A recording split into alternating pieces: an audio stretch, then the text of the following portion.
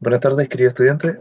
Eh, Hoy voy a comenzar a explicar de forma detallada el contenido de la unidad número uno del plan de la asignatura de Educación Ciudadana. Esta unidad se llama Estado, Democracia y Ciudadanía, y hay que entender de partida cómo nace este esfuerzo de formar a la ciudadanía en Chile. Hay que tener en consideración el contexto actual que estamos viviendo en nuestro país, que gran parte de la necesidad de esta educación cívica que tenemos que implementar en las escuelas nace de parte de de la gran necesidad de tener un pueblo un poco más culturizado respecto a los deberes y responsabilidades que tenemos como miembros de la sociedad chilena. Y teniendo en consideración de que actualmente estamos viviendo una crisis social importante que probablemente se pueda traducir en cambios sociales importantes a futuro, ya sea a raíz de las políticas que desarrolla el actual gobierno de Sebastián Piñera o que posiblemente se pueda desarrollar a largo tiempo. Lo importante es reconocer de la importancia que tiene los deberes y las responsabilidades que derivan del ser ciudadano, ¿ya? Para esto vamos a orientarnos en una serie de clases que se van a situar en el contexto de poder reflexionar en torno a las cosas que podemos hacer y que podemos construir para tener una sociedad mejor. Desde este punto de vista, la primera problemática que quiero abordar acá es la democracia, ¿ya? Que es uno de los pilares fundamentales dentro de lo que consiste esta unidad que, como bien dije, se llama Estado, Democracia y Ciudadanía. Por lo tanto, la problemática a abordar el día de hoy es la democracia en el siglo XXI, cuáles son sus orígenes, su evolución y cuáles son los desafíos contemporáneos. A raíz de esto quiero compartir, ¿cierto? Eh, un objetivo de aprendizaje que está relacionado con conocer y reflexionar los orígenes, evolución y problemas de la democracia en nuestra sociedad actual. Hay que entender lo siguiente: todos los regímenes políticos y todas las formas de gobierno que existen no son perfectas, ¿ya? Los seres humanos somos eh, seres sociales, ¿cierto? Tenemos que coexistir los unos con los otros, con nuestras diferencias, con nuestras semejanzas, y uno de los grandes problemas que hemos tenido como humanidad es ponernos de acuerdo. Por lo tanto, todos los regímenes que existen son imperfectos y todos son perfectibles a largo plazo. Ya no existe eh, ninguno peor que otro. Ya todos tienen estas imperfecciones y tienen momentos alta, de alta producción en donde la sociedad puede prosperar y momentos de decadencia. Eso funciona en todo orden de cosas dentro de lo que es nuestra naturaleza humana. Los seres humanos, al igual que la naturaleza, estamos sujetos a la entropía y por ende eh, tendemos a desordenar un poco el orden que nosotros mismos a veces establecemos, ¿ya? A raíz de esto, entonces, vamos a conocer lo que es la democracia, qué es, dónde se origina, qué diferencias tiene con la democracia que vivimos actualmente y por ende cuáles son sus problemas, ¿ya? Por lo tanto, a raíz de esto, vamos a partir con este pequeño esquemita que va a resumir, ¿cierto? A grandes rasgos, qué es lo que es la democracia, dónde se origina y lo más importante, qué cosas conlleva, ¿ya? A raíz de esto, la democracia se crea en Grecia, ya a raíz cerca del siglo sexto antes de Cristo. Se dice que el siglo quinto antes de Cristo es el siglo de la democracia, porque uno de los principales íconos de la democracia antigua, que va a ser Pericles, va a llevar cierto eh, esta forma de gobierno a un nivel, digamos, de conocimiento o se va a difundir esta idea con mayor potencia. Sin embargo, la democracia tiene antecedentes mucho anteriores a la de Pericles, como son las reformas de Dracón, la organización que hace Clístenes sobre la misma sociedad ateniense, y incluso previamente a lo que hace Dracón y Clístenes, vamos a tener lo que hace Pisístrato como un actor importante que va a, digamos, a tener cierta especie de autoridad frente a la sociedad ateniense. Bueno, por lo tanto, hay que tener en consideración de que la democracia en sí como concepto se hace famosa hacia el siglo sexto en la polis de Atenas. Polis es sinónimo de ciudad, es una ciudad que tiene, ¿cierto?, un concepto de Estado interno, una ciudad que es independiente de un país. Y esta democracia que surge en Atenas va a estar organizada en asambleas, ¿ya? Son asambleas de los ciudadanos atenienses y estas asambleas son las que toman las decisiones. En definitiva, lo que se busca hacer en Atenas es organizar las decisiones y manifestar la decisión soberana de los ciudadanos de Atenas para poder tomar decisiones políticas. Ahora, esta democracia es muy distinta a la que tenemos actualmente, porque la democracia en el fondo consiste en la soberanía popular, ¿ya? La soberanía popular es un concepto que remite a lo siguiente, que aquel que gobierna quien tiene la responsabilidad de gobernar tiene, tiene un poder que le es designado y es designado por un grupo de personas que lo validan. En este sentido, quien gobierna tiene el respaldo de la nación, ¿ya? Y es la nación en sí la que organiza o la que da pie a un Estado, ¿ya? El gobierno no es, en la democracia, el gobierno no está necesariamente relacionado con una persona, ¿ya? En la democracia es la persona que es electa entre los pares quien representa a los demás, ¿ya?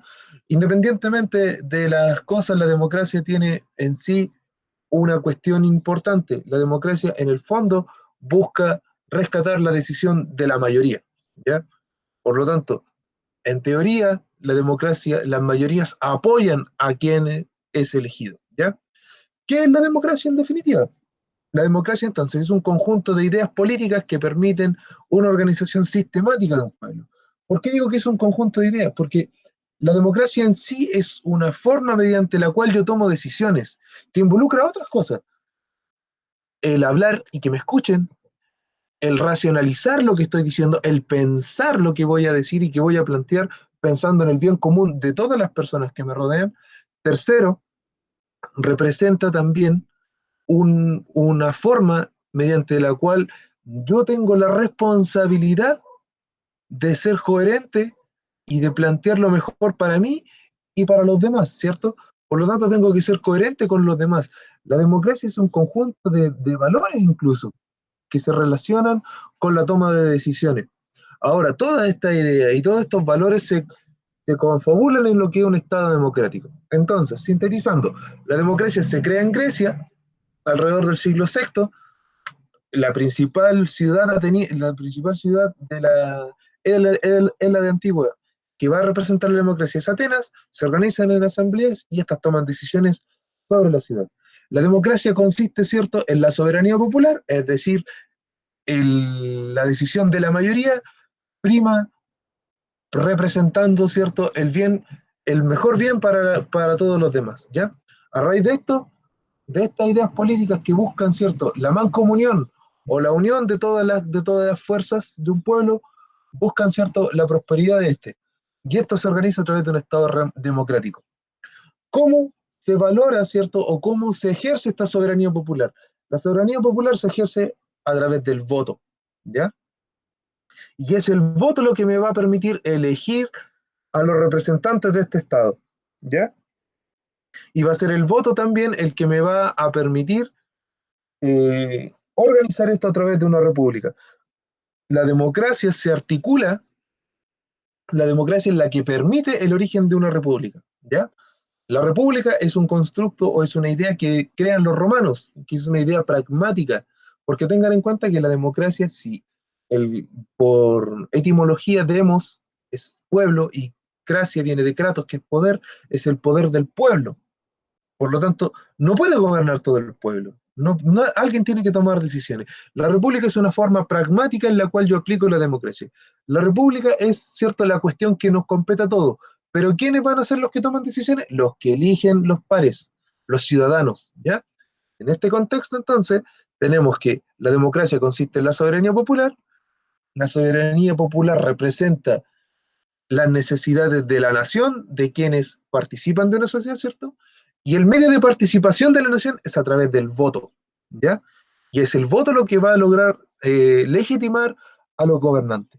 En este sentido, tenemos que actualmente una república logra organizar el poder en tres grandes pilares, que son el poder ejecutivo, el poder legislativo y el poder judicial. El poder ejecutivo es quien administra el poder, ¿cierto? Su principal representante es, en nuestro caso, el presidente de la República. El poder legislativo, ¿cierto?, está representado en quienes construyen y colegir las leyes junto al poder ejecutivo, que vendrían a ser los parlamentarios representados en nuestro país por senadores y diputados. Y por último, tenemos el Poder Judicial, quien vela por el cumplimiento de la ley, que vendrían a ser los tribunales de justicia y las Cortes Supremas. ¿Ya? El poder, tenemos que es validado a través de la democracia, pero se aplica a través de una república. La república permite organizar, ¿cierto?, a los distintos miembros de un Estado. ¿Ya? A raíz de esto, nosotros tenemos las siguientes diferencias.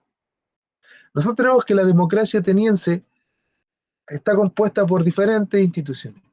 Los magistrados, la Iglesia, la Bulé y el Tribunal. Estas instituciones de la democracia ateniense nos permiten entender de que sale, ¿cierto?, del total de Atenas, que son 120.000 habitantes, solo 30.000 habitantes participaban de la democracia, ¿ya? Y de estos 30.000 eran electos, la Bulé, ¿cierto?, es aquel que logra juntar ciudadanos. De la Bulé sale la Iglesia, que son quienes administran, y los magistrados vendrían a ser quienes supervisan diferentes áreas del poder, ¿ya?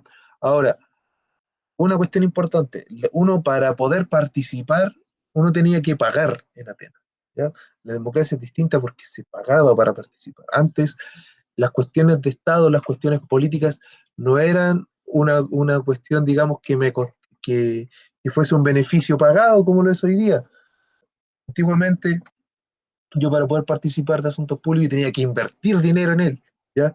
Era una cuestión más de prestigio que de prestigio, digamos, para mi familia, que para obtener un beneficio personal, como hoy día se malentiende, ¿ya?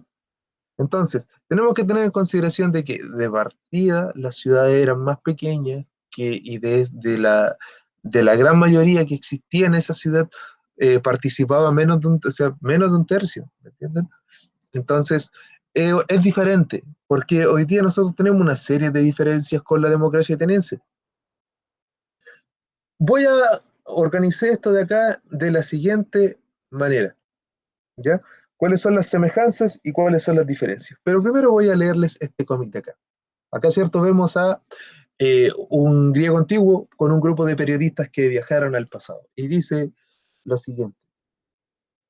Dice, verdad, eh, que impresiona por ahí, se va, se va al Ágora. Y eso es la colina del Pinx. Es un cerro, ¿cierto? En donde estaba esta plaza pública que es el Ágora, donde nos reunimos los ciudadanos. Ciudadanos, preguntan los periodistas, ¿sois una especie de democracia? Responde el ateniense, somos la primera democracia. Esto no es una monarquía aristocrática, como Esparta. ¿Qué cosa os enseña vuestro profesor? ¿En serio celebráis elecciones y referéndum? Elecciones para todos los ciudadanos, ni mujeres, ni extranjeros, ni esclavos, claro. Vaya chuzo, ¿no? Porque, chiquillos, la democracia, con todo lo que nosotros queramos, no es un régimen del todo justo. En la antigüedad se hacen diferencias entre las personas que participaban de la democracia. Como dice al final del cómic, no participaban ni los extranjeros, ni las mujeres, ni los esclavos. Hoy día, si bien es cierto, nosotros no tenemos, o sea, si bien es cierto, el voto es universal, votan hombres y mujeres, pero no participan, por ejemplo, los niños y no participan extranjeros. Ya hay cosas que se mantienen y en teoría la democracia intenta hacer que todas las personas participen, pero hoy día nosotros tenemos un problema grave, que pese a que las elecciones son universales y que se hacen periódicamente, las personas se excluyen de votar o de participar. El tema es el por qué, ¿ya?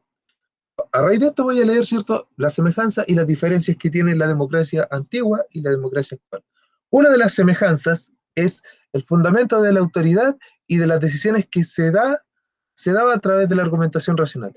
Como dije anteriormente, Yo para el momento de plantear una idea en democracia, yo tengo que razonar y argumentar en función de lo mejor para mí y para los demás, ¿ya? Tengo que tomar, tengo que tomar decisiones que sean racionales. Yo no puedo estar planteando estupideces cuando se trata de democracia, ¿ya?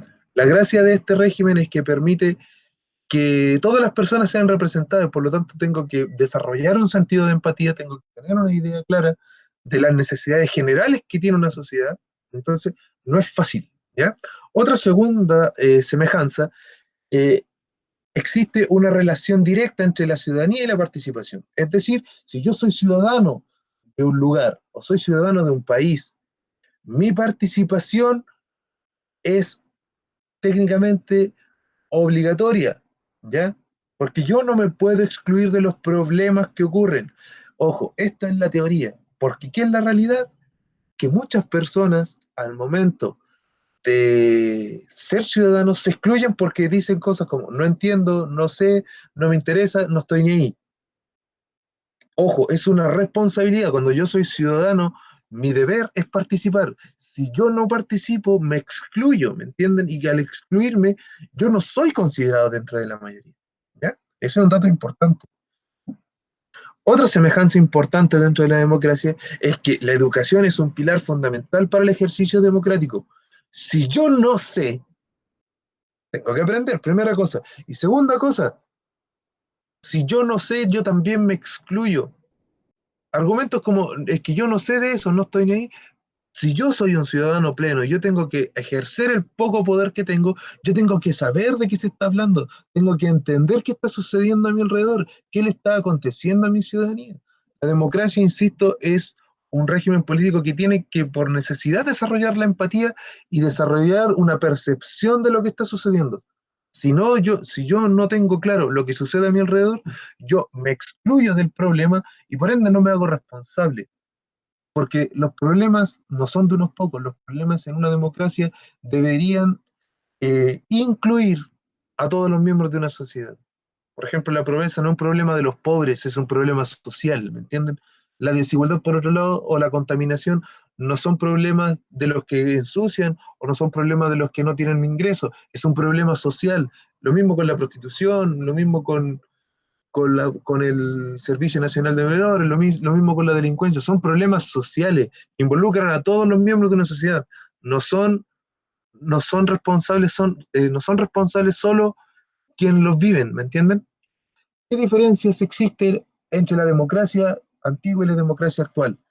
La democracia antigua, en la democracia antigua o en las ciudades antiguas, las ciudades son pequeñas. Atenas tenía 120.000 habitantes. Hoy día en Chile, en nuestro país, somos alrededor de entre 17 millones a 21, 20, 21 millones de habitantes.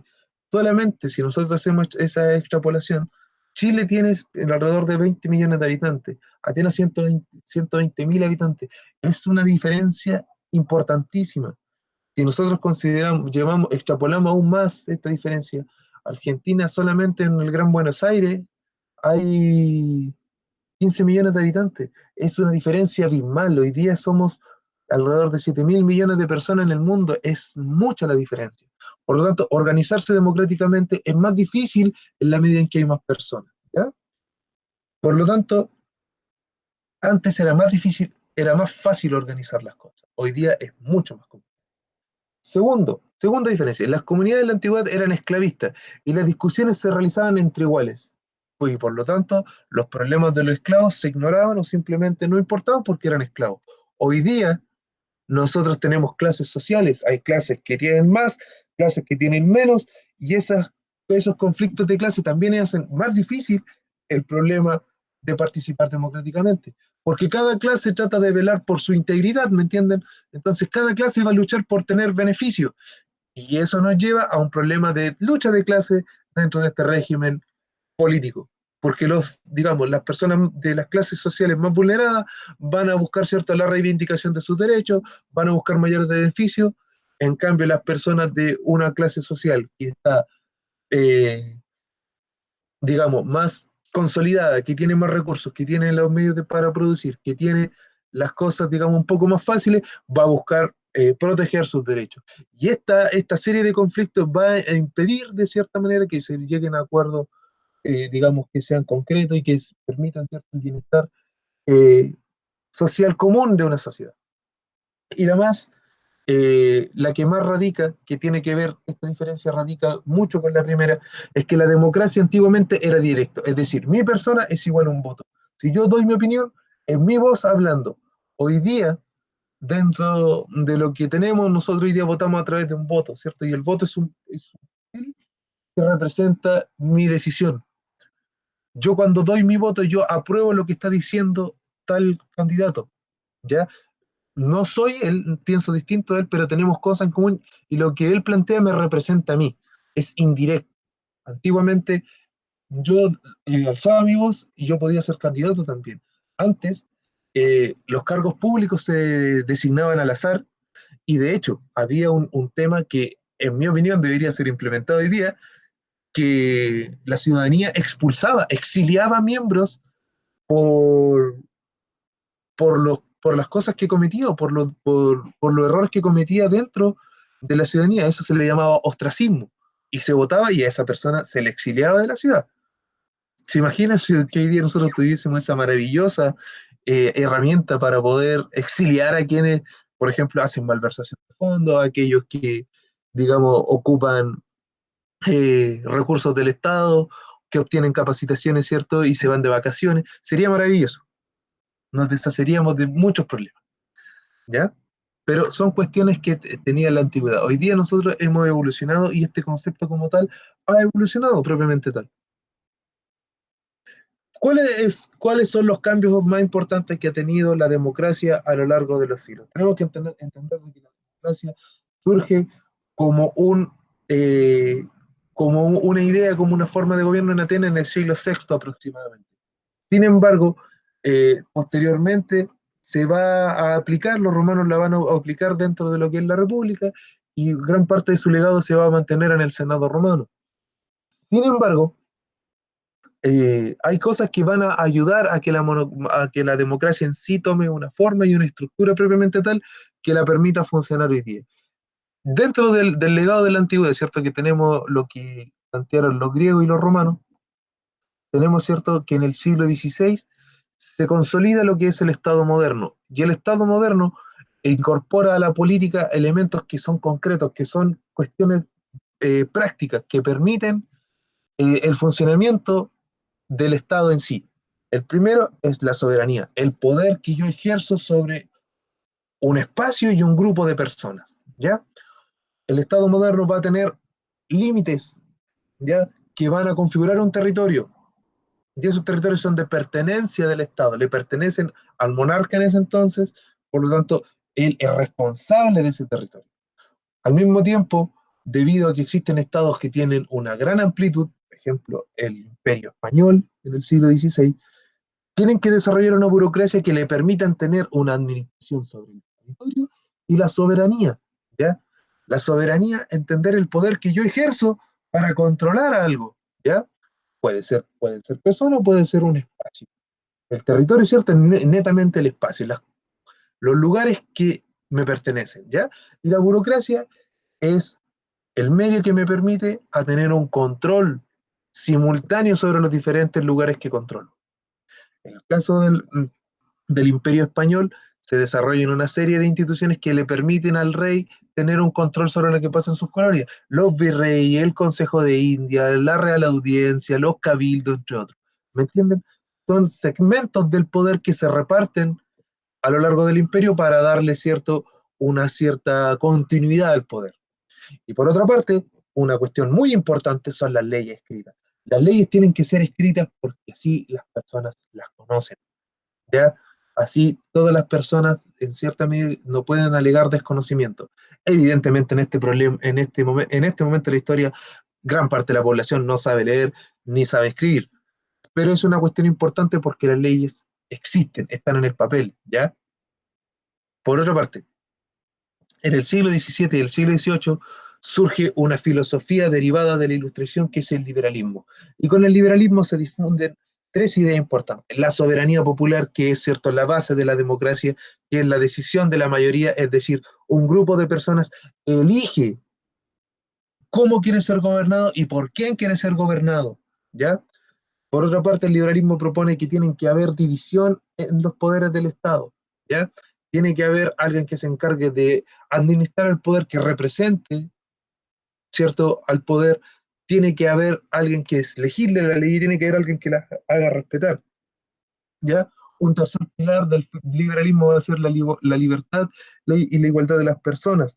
La democracia y el liberalismo se van a fusionar y hoy día incluso nosotros hablamos de democracias liberales, porque estas democracias evidentemente se aplican a través de una república y ejercen la soberanía popular, la división de los poderes y la libertad e igualdad de las personas ante la ley, ¿ya?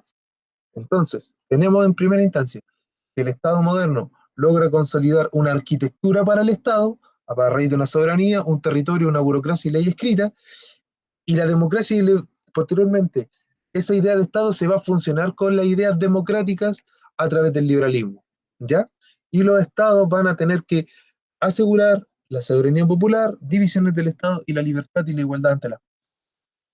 Sin embargo, el momento en el cual la democracia comienza a difundirse y comienza a asumirse como una de las formas de gobierno más importantes de la época va a ser en el siglo XIX y la democracia se consolida a partir de los movimientos independentistas, como el movimiento de independencia de los Estados Unidos, ¿cierto?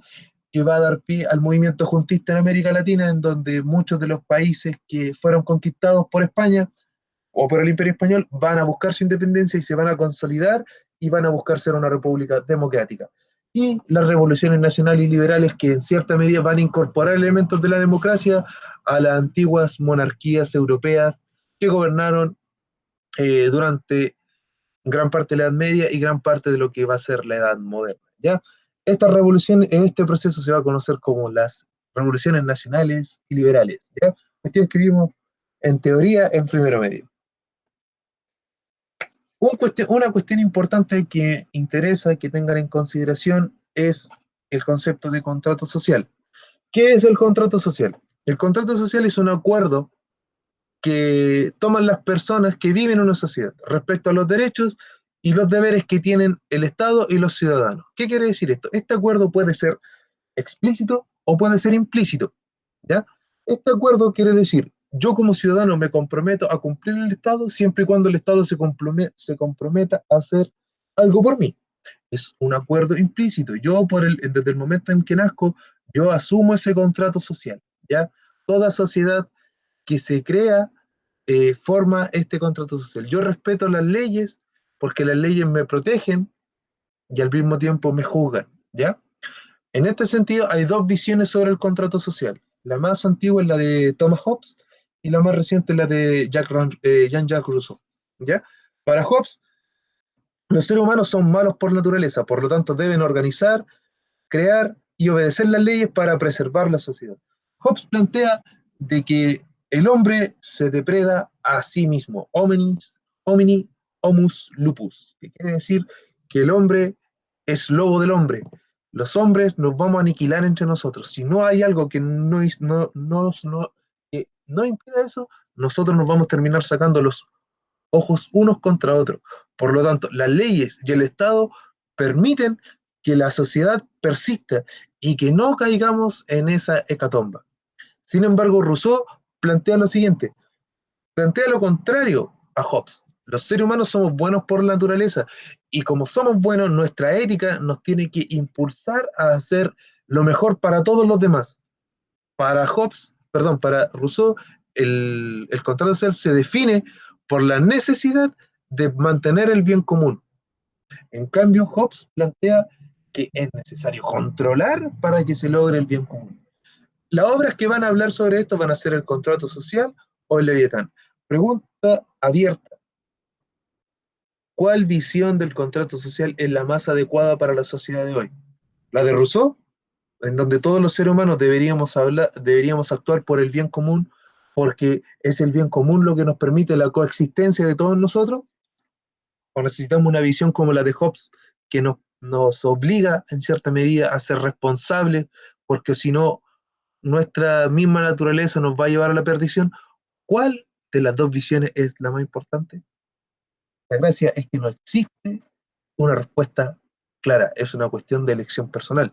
A mi forma de ver las cosas, yo empatizo más con lo de Hobbes, porque lamentablemente en nuestra sociedad, y esta es mi visión, en nuestra sociedad individualista que tenemos hoy, prima quién se salva primero. Si yo me salvo primero, que el resto se joda. Sin embargo, eso es algo que debería cambiar, porque los seres humanos no deberíamos estar pensando solamente en nuestra propia pervivencia, de forma individual, deberíamos pensar colectivamente y llevar, ¿cierto?, a esta sociedad a un mundo más justo, a un mundo en donde todas las personas podamos compartir y tener, ¿cierto?, una vida digna y una vida, ¿cierto?, en cierta medida mejor. ¿Qué es lo que constituye un poder del Estado? Esto es muy general. Primero que todo, que participe la población. Esto implica votar, observar el trabajo de las autoridades, exigir los derechos y cumplir con las obligaciones que tengo, respetar las leyes, ¿cierto? Y tomar decisiones para el bien común, ¿ya?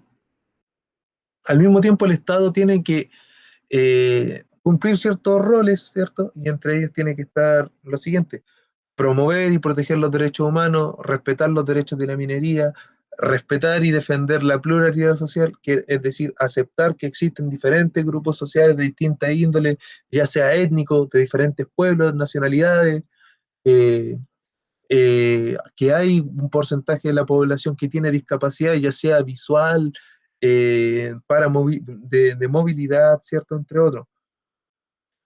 Favorecer canales de participación, organización y partidos políticos, entendamos como organización a cualquier forma mediante la cual yo pueda actuar y pueda sentirme representado, que sea grupos o colectivos feministas, ciertos grupos ciertos de acción social religiosa, entre otras cosas. Hay una infinidad de cosas para eso.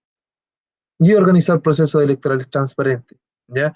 Y una cuestión importante, velar por el bienestar general. Esto es la teoría, ¿ya? Porque, ¿qué pasaría si un Estado no cumple con estas cosas? Que en realidad a veces las cumplen nominalmente, pero no se cerciora o no existe una participación real del Estado dentro de los procesos que crea la misma ciudadanía. En teoría, la democracia es, según Aristóteles, uno de los mejores regímenes políticos que existe. Sin embargo, es en teoría, porque la democracia necesita de la participación social. ¿Ya? Existen, ¿cierto?, los poderes del Estado, el poder ejecutivo, el poder legislativo y el poder judicial. El poder ejecutivo, ¿cierto?, está representado por los siguientes actores: presidente, los ministros, intendentes y gobernadores provinciales. El legislativo, ¿cierto?, está representado por el Congreso, que vendría a ser los senadores y los diputados. Y y el Poder Judicial por la Corte Suprema, más la Corte de Apelaciones, más los juzgados y los tribunales de juicio oral. La gracia es que cada uno de los poderes del Estado regula al otro. En Chile, el poder del Estado que predomina es el poder ejecutivo. Sin embargo, el poder legislativo controla o supervisa al mismo tiempo lo que es capaz de hacer el poder ejecutivo. Hay cosas que el poder ejecutivo no puede hacer y necesita la autorización de otros poderes del Estado. Y el poder judicial al mismo tiempo también corresponde y tiene que juzgar al poder legislativo. Los poderes del Estado son interdependientes, tienen funciones únicas, pero al mismo tiempo esas funciones únicas dependen de la autorización de los demás poderes del Estado. No existe, tiene que existir una especie de equilibrio entre los poderes. En Chile, sin embargo, el poder que predomina a los demás es el poder ejecutivo. ¿Ya? Actualmente nosotros vivimos en una sociedad que es distinta y es diferente a la sociedad antigua. A raíz de esto les tengo un enlace puesto acá que es una columna de opinión de Guido Rizzo, que es un académico de ciencias políticas de la Universidad de Buenos Aires, Argentina, que él plantea lo siguiente: que actualmente el problema de la democracia o la gran parte de los problemas de la democracia derivan de la desigualdad. Según las palabras de Rizzo, estas son citas textuales de él, Para Rizzo, son miles aquellos que mueren literalmente abandonados a su propia suerte por los estados y sus sistemas legales y constitucionales de protección de derechos. Muchas personas viven, ¿cierto? Ah, viven en un gobierno desigual y esta desigualdad impacta necesariamente su percepción con lo que tiene que ver el Estado. Por lo tanto, esta desigualdad provoca eh, una desconfianza, acá me equivoqué, ya que el clásico Estado-Nación ha perdido su función original, su causa, su origen, que es la protección y el cuidado de su población, y ha devenido, en el mejor de los casos, en un gestor de problemas técnicos, ¿ya? La desigualdad entonces provoca que la gente se desentienda de quienes gobiernan y que desconfíen de ellos. Por lo tanto, la desigualdad al mismo tiempo genera un deterioro de los trabajadores están agobiados, porque los gobiernos son cada vez menos capaces de evitar el deterioro económico de sus trabajadores. Están endeudados, tanto trabajadores como estudiantes, y no pueden asegurar una vejez digna para cada uno de ellos. ¿Ya? A raíz de esto, tenemos lo siguiente. En esta diapositiva podemos ver, ¿cierto? Una fotografía de las favelas en Brasil. Esto que está acá, lo que vamos a ver acá son las favelas, y acá podemos ver, ¿cierto?, lo que es Río de Janeiro. Podemos ver una clara diferencia entre las construcciones que tiene una favela y lo que tiene Río de Janeiro como ciudad. Brasil es uno de los países más desiguales de América Latina. Ahora, eh, hay que entender de que la democracia en América Latina se ha fracturado durante el tiempo. Guiso, Guiso nada que ver. Rizzo plantea que la desigualdad provoca que los gobiernos pierdan la confianza y, y al mismo tiempo la desigualdad afecta a las clases más vulnerables de una sociedad. Los gobiernos no pueden resolver el fenomenal flagelo del crimen organizado, del narcotráfico, de la trata de personas, la cibercriminalidad y la contaminación ambiental, todo lo cual avanza ante la mirada de la institución. Los gobiernos son incapaces de resolver los problemas. Por lo tanto, quienes votan pierden eh, la confianza en quienes gobiernan. Y por otra parte, las clases sociales más vulnerables consideran que no es suficiente votar cada cierto tiempo para que la democracia tenga en cuenta y resuelva sus necesidades básicas. Por lo tanto, ¿cuáles son las alternativas que tenemos para la democracia? Rizzo concluye su artículo planteando lo siguiente. Efectivamente, las democracias modernas están ante semejante nivel de crisis de representatividad que se impone pensar con urgencia nuevas formas de participación ciudadana, directamente nuevas formas de gobernanza. Gobernanza no es lo mismo que gobierno, gobernanza es cómo me gobierno a mí mismo y a quienes me rodean, es la conciencia civil autogobernándose, sin depender necesariamente de lo que hacen los gobiernos, capaces de producir y asegurar un mayor empoderamiento político a la ciudadanía y recuperar así la confianza perdida. Hoy día nosotros en Chile hablamos de la clase política porque hemos visto cómo este grupo de personas se enriquece a expensas de los trabajadores de nuestro país, ¿ya? Cómo las grandes multinacionales eh, invierten grandes cantidades de dinero en nuestro país y cómo un grupo reducido de personas se llevan los beneficios de esas inversiones. En cambio, el resto de la sociedad chilena se empobrece o se endeuda. ¿Qué es la reflexión a la que los quiero llevar hoy día? Veamos este siguiente ingreso. Nosotros tenemos que en Chile el 1% más rico concentra el 33% de las ganancias que se generan en Chile. ¿Ya? El 1% más rico se lleva el 33% de lo que se produce en Chile. Si en Chile tenemos 100 habitantes, ese uno se lleva el 33% de la riqueza del país. Es mucha plata. Si Chile gana 1.000 pesos, ese 1% tiene alrededor de 333 pesos solo para él. Y el resto se tiene que repartir entre los demás. Nosotros vemos que acá en Chile tenemos construcciones, ¿cierto?, que son grandes condominios o grandes complejos de departamentos al lado de casas que están siendo cada vez más deterioradas debido al problema grande que tenemos para resolver la desigualdad en Chile. Una de las consignas de octubre del 2019 fue exigir una vida digna para cada uno de los ciudadanos chilenos, porque la desigualdad es un problema que está afectando y que el crédito y que el crédito, ¿cierto? Y el consumo nos lo hicieron olvidar durante, ¿cuánto? 30 años. Hoy día pienso que tenemos que buscar alternativas, nuevas formas de hacer política. Y una de las formas más importantes de hacer política es aprender a percibir, a tener la percepción clara sobre lo que está pasando, cómo actúo y qué hago en función de mejorar las condiciones de vida, no solamente mías, sino que de mi ciudadanía, de aquellos que son como yo. El discurso marxista siempre habla del pueblo, habla, ¿cierto?, de las personas que son iguales que nosotros, y hablamos del pueblo, que el pueblo exige, que el pueblo está sufriendo, que el pueblo, que el pueblo, que el pueblo. Sin embargo, el pueblo, ¿quiénes son? ¿O quiénes son quiénes son quienes forman o que conforman el pueblo?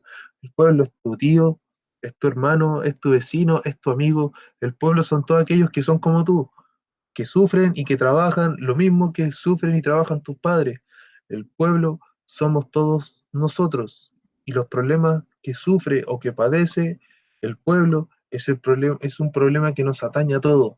No porque hoy día yo tenga condiciones de vida favorables me va a asegurar que yo tengo un futuro asegurado. La gracia es intentar cambiar las cosas para obtener un futuro mejor. ¿Y cómo logro, según mi forma de ver esto, cómo logro de hacer un primer agente de cambio? Es interesarme por esto, es interesarme por la sencilla razón de que estos problemas me atañen a mí, atañen a mi familia y por ende se van a ver coaccionadas mis posibilidades y las posibilidades de aquellos que uno más estima o con aquellos que yo en algún momento voy a tener que compartir. La política no es una cuestión de una clase privilegiada, la política es una cuestión que nos atañe a todos y nuestra participación es fundamental.